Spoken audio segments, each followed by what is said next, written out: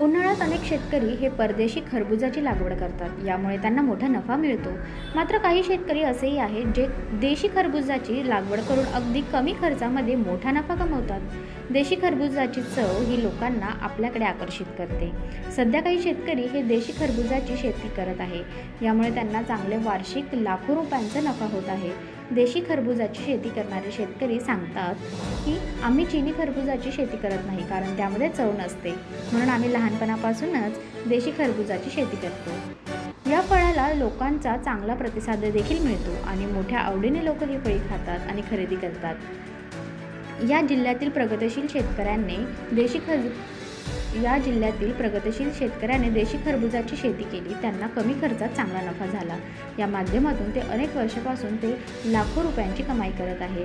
मोहम्मद आदिल असे या शेतकऱ्याचे नाव आहे. ते 2 एकरामध्ये खरबुजाची शेती करत आहेत. या शेतीच्या माध्यमातून त्यांना जवळपास 2 ते 2.5 लाख रुपयाचा नफा मिळत आहे. तर देशी खरबुजाचे पीक हे 25 ते 30 दिवस चालते.